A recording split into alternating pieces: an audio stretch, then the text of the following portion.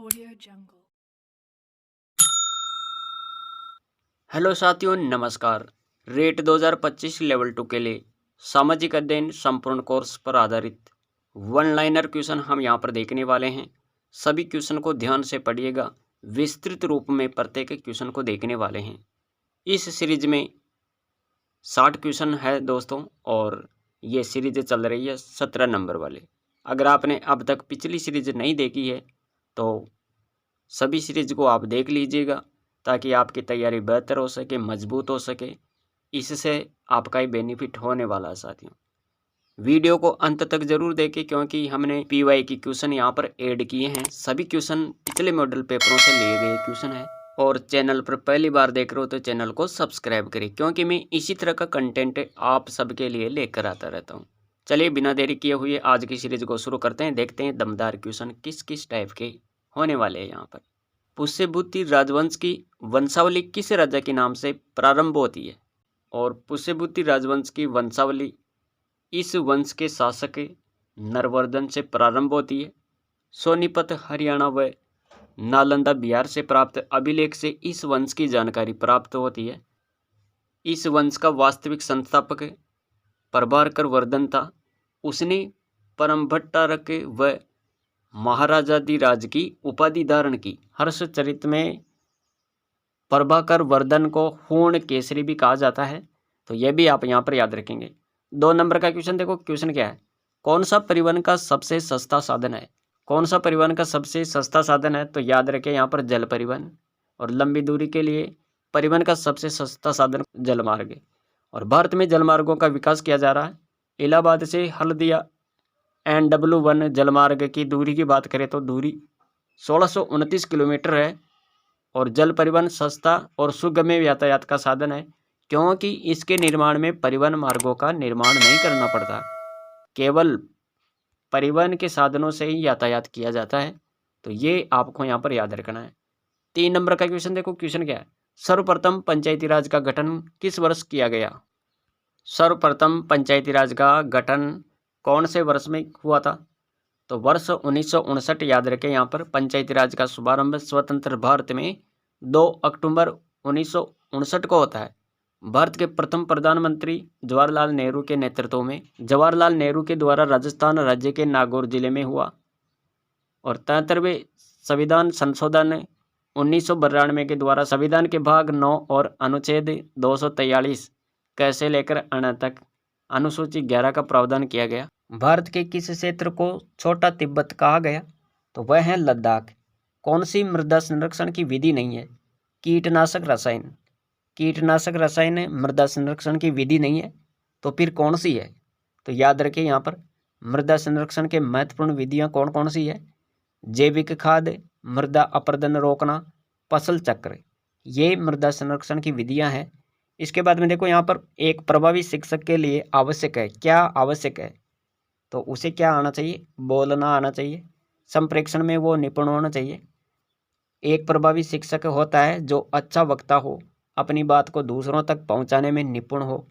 संप्रेषण कला में निपुण बनने के लिए भाव अनुरूप शब्दों का चयन, शुद्ध उच्चारण, लय और गति से विचार प्रकट करना आवश्यक है। यहाँ पर है 7वां क्वेश्चन। ओलंपिक खेल का आदर्श वाक्य क्या है? ओलंपिक खेल का आदर्श वाक्य है A1 ऑन वर्ल्ड। कौन सी ताम्रपाषाणी की ग्रामीण संस्कृति प्राचीनतम है? आहार संस्कृति का नाम याद रखें। यहाँ पर स्वेज नहर जोड़ती है, किसको जोड़ती है स्वेज नहर? तो भूमध्य सागर और लाल सागर को आपस में जोड़ने का काम कौन करती है? स्वेज नहर। और स्वेज नहर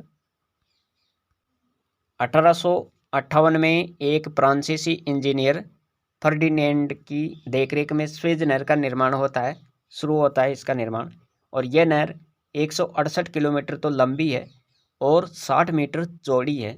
इस नहर के कारण यूरोप से एशिया और पूर्वी अफ्रीका का सरल और सीधा मार्ग खुल गया है।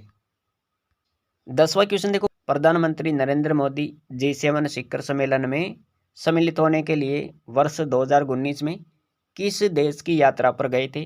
तो वह देश है फ्रांस। 11 नंबर का क्वेश्चन देखो। संपोषणीय विकास की संकल्पना की व्याख्या सर्वप्रथम किसने की थी? संपोषणीय विकास की संकल्पना की व्याख्या सर्वप्रथम किसमें की गई? तो एक रिपोर्ट याद रखें यहाँ पर, ब्रांटलैंड कमीशन रिपोर्ट। समपोषणीय विकास की संकल्पना की व्याख्या सर्वप्रथम वर्ष 1984 में ब्रांटलैंड कमीशन रिपोर्ट में प्रकाशित हुई। इस रिपोर्ट में पहली बार आर्थिक विकास व वैश्वीकरण के नकारात्मक परिणामों पर प्रकाश डाला गया। साथ ही औद्योगिकरण व जनसंख्या वृद्धि के कारण होने वाली समस्याओं के संभावित समाधान खोजने पर भी प्रकाश डाला गया। इसके बाद में देखते हैं यहाँ पर 12 नंबर का क्वेश्चन है, बाग लगाने की कौन सी विधि पहाड़ी क्षेत्रों में अपनाई जाती है? बाग लगाने की कौन सी विधि पहाड़ी क्षेत्रों में अपनाई जाती है? तो वो है समोच्च। समोच्च विधि याद रखें यहाँ पर, बाग लगाने की समोच्च विधि पहाड़ी क्षेत्रों में अपनाई जाती है। इसके लिए ढाल 15% से अधिक होना चाहिए। रोपण विधि का चुनाव फसल टोपोग्राफी, फसल की किस्म तथा पौधे के घनत्व पर निर्भर करता है। और यहाँ पर देखो 13 नंबर का क्वेश्चन क्या है, सामान्य मृदा में कार्बन तथा नाइट्रोजन CN का अनुपात होता है। कितना होता है? CN का अनुपात, कार्बन और नाइट्रोजन का अनुपात कितना होता है? तो यहाँ पर आपको याद रखना है 15:1 में कार्बन तथा नाइट्रोजन CN का अनुपात कितना होता है? 15:1 होता है। इसके अतिरिक्त कृषि योग्य भूमि में इसका औसत अनुपात 10:0 से लेकर 12:1 तक होता है। क्वेश्चन देखो यहाँ पर 14 नंबर का क्वेश्चन है, मौर्य साम्राज्य की स्थापना से समस्त उत्तरी भारत विभक्त था। मौर्य साम्राज्य की स्थापना से समस्त उत्तरी भारत विभक्त था। तो यहाँ पर आपको क्या याद रखना है? 16 महाजनपद व गणराज्यों में विभक्त था। तो ये आपको यहाँ पर देखना है। मौर्य साम्राज्य की स्थापना से पहले समस्त उत्तरी भारत 16 महाजनपद और गणराज्यों में विभक्त था। 16 महाजनपदों की जानकारी बौद्ध ग्रंथ अंगुत्तर निकाय से मिलती है। यह महाजनपदों अंग, मगध, काशी, वत्स, अस्मक, कंबोज, कुरु, मत्स्य, मल्ल, सूरसेन, पांचाल, गांधार, वज्जी, कौशल, अवंती थे। तो ये हैं महत्वपूर्ण जानकारी। इसके बाद में देखो यहाँ पर 15 नंबर का क्वेश्चन क्या है, क्वेश्चन को ध्यान से पढ़े। मेघालय का पठार विस्तार, मेघालय का पठार विस्तार है प्रायद्वीपीय पठार। प्रायद्वीपीय पठार आपको याद रखना है। मेघालय के पठार वास्तव में मुख्य भारतीय प्रायद्वीपीय पठार का एक विस्तार है। और मेघालय पठार में कार्बी आंगलोंग पठार, मेघालय पठार दो अलग अलग पठार है। माना जाता है कि हिमालय की उत्पत्ति के समय भारतीय प्लेट के उत्तर पूर्वी संचालन से उत्पन्न बल के कारण राजमहल पहाड़ियों और कार्बी मेघालय पठार के बीच एक बहुत गैप पैदा हो गया था।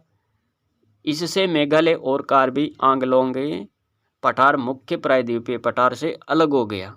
16 नंबर का क्वेश्चन है, उत्तर प्रदेश जमींदारी उन्मूलन और भूमि सुधार अधिनियम 1950 से अंतर्निहित है। तो यह है 9वीं अनुसूची में। 17 नंबर का क्वेश्चन है, योजना विधि के जन्मदाता कौन है? WH किलपेट्रिक का नाम याद रखें। यहाँ पर 17 नंबर का क्वेश्चन अति महत्वपूर्ण है। योजना विधि के जन्मदाता कौन है? तो WH किलपेट्रिक। योजना विधि के अंतर्गत बालक अपने अनुभवों के आधार पर सीखते हैं। उन्हें स्वतंत्र रूप से सोचने विचार करने का अवसर प्राप्त होता है, जो उनके शारीरिक और मानसिक विकास में सहायक होता है। इस विधि के जन्मदाता कौन है? WH किलपेट्रिक। अति महत्वपूर्ण क्वेश्चन है साथियों, इसे ध्यान से पढ़े। 18 नंबर का क्वेश्चन देखो यहाँ पर, प्रथम राष्ट्रीय खेल विश्वविद्यालय कहाँ खोला गया? प्रथम राष्ट्रीय खेल विश्वविद्यालय ये कहाँ पर खोला गया? तो साथियों आपको याद रखना है मणिपुर। 19 नंबर का क्वेश्चन देखो, क्वेश्चन है, कौन सा अपर्दन अभिकृत बालुका स्तूपों के निर्माण के लिए उत्तरदायी है? तो वह है पवन, हवा। 20 नंबर का क्वेश्चन है, भारतीय संसद की सबसे बड़ी समिति कौन सी है? भारतीय संसद की सबसे बड़ी समिति कौन सी है? तो साथियों यहाँ पर आपको कौन सी समिति का नाम याद रखना है? प्राक्कलन समिति। प्राक्कलन समिति का नाम याद रखें। और इस समिति में लोकसभा के 30 सदस्य होते हैं। कितने सदस्य? 30 सदस्य होते हैं। और इस समिति के सदस्यों का चुनाव प्रत्येक वर्ष आनुपातिक प्रतिनिधित्व के आधार पर एकल संक्रमणीय मत द्वारा किया जाता है। और इसके सदस्यों का कार्यकाल की बात करें तो 1 वर्ष का इनका कार्यकाल होता है। और इस समिति का अध्यक्ष लोकसभा के अध्यक्ष द्वारा मनोनीत किया जाता है। तो यह है महत्वपूर्ण जानकारी जो आप यहाँ पर देख पा रहे हैं। 21 नंबर का क्वेश्चन देखो, क्वेश्चन क्या है, प्रायद्वीपीय भारत का सर्वोच्च शिखर कौन सा है? प्रायद्वीपीय भारत का सर्वोच्च शिखर, तो अनाईमुड्डी का नाम याद रखें यहाँ पर, अनाईमुड्डी। 22 नंबर का क्वेश्चन देखो, मृदाओं के कण घनत्व का औसत मूल्य होता है। मृदाओं के कण घनत्व का औसत मूल्य, तो ये आप यहाँ पर देख सकते हैं। इसके बाद देखो यहाँ पर 23 नंबर का क्वेश्चन क्या है? विशिष्ट मृदा में मृदा वर्ग कणों के आपेक्षिक अनुपात को क्या कहते हैं? तो क्या कहते हैं? अरे मृदा कणाकार कहते हैं दोस्तों। मृदा में विभिन्न मृदा वर्ग कणों के आपेक्षिक अनुपात को क्या बोलते हैं? मृदा कणाकार कहते हैं, मृदा कणाकार। और मृदा कणों की जो व्यवस्था होती है उसको क्या बोलते हैं? मृदा संरचना कहते हैं। मृदा कण के एक इकाई आयतन को मृदा समुच्चयता कहते हैं। क्या बोलते हैं? मृदा समुच्चयता। ये आपको याद रखना है। 24 नंबर का क्वेश्चन देखो, पृथ्वी के वायुमंडल की सबसे निचली परत को क्या बोलते हैं? पृथ्वी की जो वायुमंडल की सबसे निचली परत होती है उसे क्या कहते हैं? तो याद रखें, सौभमंडल के नाम से जानी जाती है ये निचली परत। वायुमंडल की सबसे निचली परत सौभमंडल कहलाती है। पूर्ववर्ती नदी कौन सी है?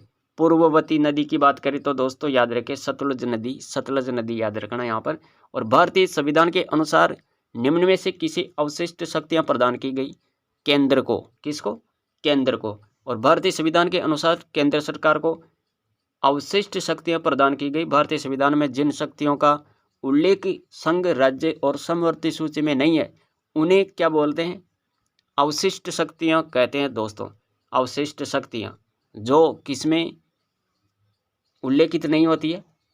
संघ, राज्य और समवर्ती सूची में, यानी इन तीनों सूचियों में जो नहीं होती है वही क्या है? अवशिष्ट शक्तियाँ। और ये किसको प्रदान की गई? तो केंद्र को प्रदान की गई है, केंद्र सरकार को अवशिष्ट शक्तियाँ। और ये तीनों सूचियों में उल्लेखित नहीं होती है। अवशिष्ट शक्तियों का प्रारूप की बात करें तो साथियों आपको याद रखना है, अवशिष्ट शक्तियों का प्रारूप भारतीय संविधान में कनाडा से लिया गया। और अवशिष्ट पर नियम बनाने का अधिकार केंद्र सरकार का होता है। इसके बाद में आगे बात करते हैं। 27 नंबर का क्वेश्चन देखो, methane, ozone, carbon dioxide, nitrogen में से कौन सी हरित गृह से संबंधित गैस नहीं है? तो वह गैस कौन सी होगी यहाँ पर? तो वह है नाइट्रोजन। 28 नंबर का क्वेश्चन देख लेते हैं। क्वेश्चन क्या है? वंदे मातरम राष्ट्रीय गीत के रचयिता कौन है? बहुत सिंपल सा क्वेश्चन है। बंकिम चंद्र चटर्जी का नाम याद रखें। वंदे मातरम राष्ट्रीय गीत के रचयिता। राष्ट्रीय गीत के रचयिता कौन है? बंकिम चंद्र चटर्जी। और ये बांग्ला भाषा के प्रख्यात उपन्यासकार, कवि, गद्यकार और पत्रकार थे। कौन है? बंकिम चंद्र चटर्जी। और भारतीय स्वतंत्रता संग्राम में इनका महत्वपूर्ण योगदान रहा, जो आप यहाँ पर याद रखें। पृथ्वी की बाईं परत को क्या बोलते हैं? पृथ्वी की बाईं परत जो होती है उसे क्या बोलते हैं? स्थलमंडल। भारत में सर्वोच्च न्यायालय में न्यायाधीशों की संख्या कितनी है? 34। इसके बाद में देखो 31 नंबर का क्वेश्चन है, किस राज्य को सोयाबीन राज्य कहा जाता है? तो वह राज्य कौन सा? अरे सोयाबीन राज्य की बात हो रही है यहाँ पर, तो वह तो है मध्य प्रदेश। मध्य प्रदेश का नाम याद रखें, सोयाबीन राज्य के नाम से जाना जाता है। और सोयाबीन दलहन तथा तिलहन दोनों की फसल मानी जाती है ये, क्योंकि इसमें प्रोटीन और तेल दोनों की मात्रा होती है। सोयाबीन एक महत्वपूर्ण खाद्य स्रोत है। इसके साथ आपको ये भी याद रखना है, इसके मुख्य घटक प्रोटीन और कार्बोहाइड्रेट और वसा होते हैं। इसके मुख्य घटक क्या होते हैं? प्रोटीन, कार्बोहाइड्रेट और वसा। इसके साथ देखो 32 नंबर का क्वेश्चन क्या है? कौन सी गर्मधारा है? तो वह गर्मधारा का नाम आप याद रखें, क्यूरोसियो। क्वेश्चन है यहाँ पर, और क्वेश्चन को ध्यान से पढ़ना। 33 नंबर का क्वेश्चन क्या कह रहा है? अति महत्वपूर्ण क्वेश्चन है। गोदावरी नदी कहाँ से निकलती है? तो गोदावरी नदी ये कहाँ से निकलती है? ये नासिक से निकलती है। और कौन सा ताप व्युत्क्रमण के लिए आदर्श स्थितियाँ? वह है शांत और स्थिर वायु। अगला क्वेश्चन देखो 35 नंबर का क्वेश्चन, संविधान सभा का संवैधानिक सलाहकार कौन था? संविधान सभा का संवैधानिक सलाहकार की बात करें तो डॉक्टर BN राव का नाम याद रखें। संविधान में मूल कर्तव्य कब जोड़े गए? तो 1976 में जोड़े गए। वर्ष 1976 में हमारे संविधान में मूल कर्तव्य सरदार स्वर्ण सिंह समिति की अनुशंसा पर संविधान के 42वें संविधान संशोधन अधिनियम 1976 के द्वारा संविधान में जोड़े गए। तो ये आपको याद रखना है यहाँ पर। और इसे पूर्व सोवियत गणराज्य के संविधान से लिया गया। इन्हें संविधान के भाग 4 क में अनुच्छेद 51 क के तहत रखा गया। इसके साथ देखो यहाँ पर 37 नंबर का क्वेश्चन, संविधान के 73वें संविधान संशोधन में सम्मिलित है। संविधान के 73वें संशोधन में क्या सम्मिलित है? जिला पंचायत, क्षेत्र पंचायत और ग्राम पंचायत। 38 नंबर का क्वेश्चन है, लुक ईस्ट पॉलिसी का एक्ट ईस्ट पॉलिसी में परिवर्तन कब हुआ? नवंबर 2014 को। 39 नंबर का क्वेश्चन क्या है? किससे उत्तर मेरूर का अभिलेख संबंधित है? चोल। कौन 1857 ई के विद्रोह से संबंधित पुस्तक माझा प्रवास का लेखक है? तो माझा प्रवास का लेखक कौन है? 1857 के विद्रोह से संबंधित यह पुस्तक है माझा प्रवास, लेकिन इसका लेखक कौन है? तो लेखक का नाम याद रखें, विष्णु भट्ट गोडसे। कौन है? विष्णु भट्ट गोडसे का नाम याद रखें। किस वर्ष खुर्दा विद्रोह हुआ? 1817 में। अंग्रेजों के विरुद्ध होने वाला ये सशस्त्र विद्रोह था और ये विद्रोह बख्शी जगबंधु विद्याधर के नेतृत्व में हुआ। और ये विद्रोह क्यों हुआ? तो इसके बारे में आपको याद रखना है। यहाँ पर यह विद्रोह अंग्रेजों के द्वारा लागू कर प्रणाली के विरुद्ध हुआ था साथियों। 42 नंबर का क्वेश्चन है, किसे भारत का राष्ट्रीय जलीय जीव कहा जाता है? भारतीय राष्ट्रीय जलीय जीव। तो भारत का राष्ट्रीय जलीय जीव कौन सा है? डॉल्फिन गैंगेटिका, इसका नाम याद रखें। किस वर्ष वन संरक्षण अधिनियम पारित किया गया? किस वर्ष वन संरक्षण अधिनियम पारित किया गया? तो वर्ष 1980 में। अरहर की संकर किस्म कौन सी है? तो ICPH 8। 45 नंबर का क्वेश्चन है, शाहजहां की माता कौन थी? तो राठौड़ राजकुमारी, याद रखें। यहाँ पर 5वें मुगल शहंशाह शाहजहां का जन्म 1592 को लाहौर में हुआ। इनकी माता का नाम जगत गोसाई था। यह जोधपुर मारवाड़ के शासक उदय सिंह की पुत्री थी और जगत गोसाई मारवाड़ के राठौड़ परिवार से संबंधित थी। तो ये आपको यहाँ पर याद रखना है। इसके बाद में देखो यहाँ पर 46 नंबर का क्वेश्चन, श्रावस्ती किस नदी किनारे स्थित थी? तो अचिरावती नदी, नाम याद रखें यहाँ पर, अचिरावती नदी। आजकल यूरोप और भारत में किस जर्मन शिक्षा शास्त्र की पाठ्य योजना पद्धति प्रचलित है? फ्रोबेल। क्वेश्चन है 48 नंबर का, पंचम सवारी ताल में कितनी मात्राएं होती है? पंचम सवारी ताल में कितनी मात्राएं होती है? 15। कितनी? 15 होती है। राग भैरव का गायन समय क्या है? राग भैरव का गायन समय प्रातःकाल है।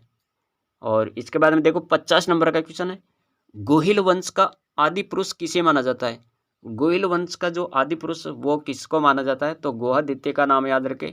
और ये मेवाड़ के गोहिल वंश का आदि पुरुष माना जाता है।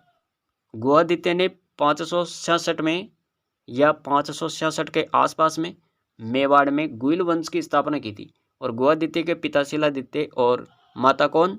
पुष्पावती। गुहादित्य के पिता शिलादित्य और माता कौन? तो माता का नाम याद रखें, पुष्पावती। 51 नंबर का क्वेश्चन है, मनोरंजन के कितने प्रकार होते हैं?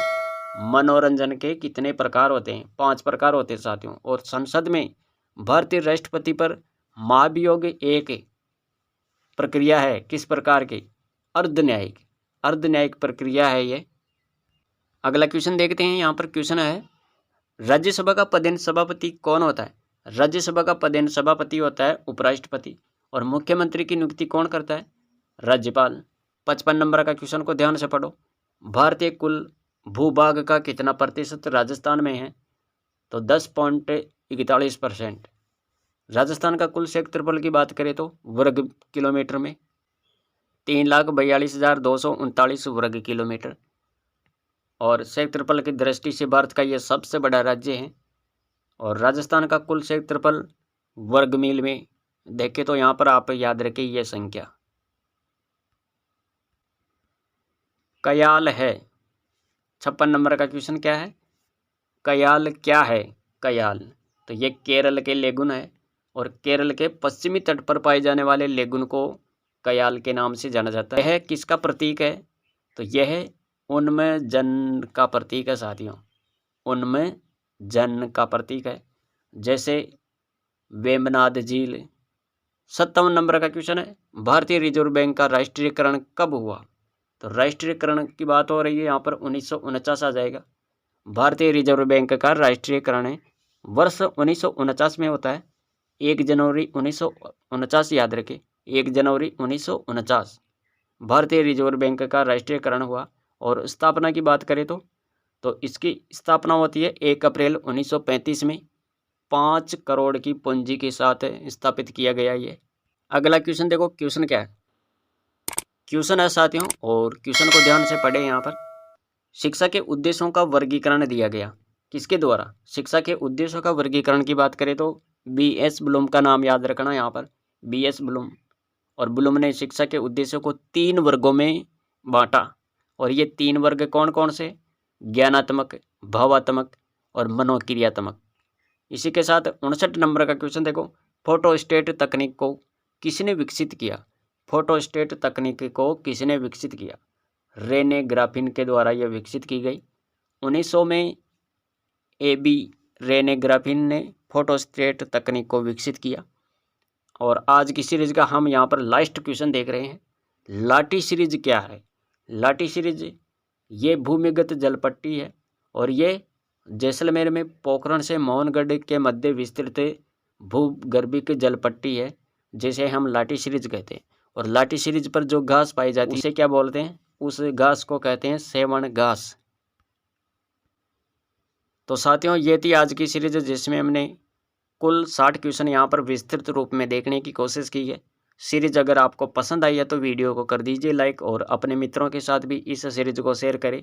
और चैनल पर अगर पहली बार देख रहे हो तो चैनल को सब्सक्राइब करें और साथ में ऑल नोटिफिकेशन ऑन करें, ताकि अगला वीडियो आए या फिर क्विज वाली पोस्ट अपलोड हो तो उसकी सूचना आप तक पहुंच सके सबसे पहले। तो मिलेंगे अगली सीरीज में, आज के लिए इतना ही। Thanks for watching.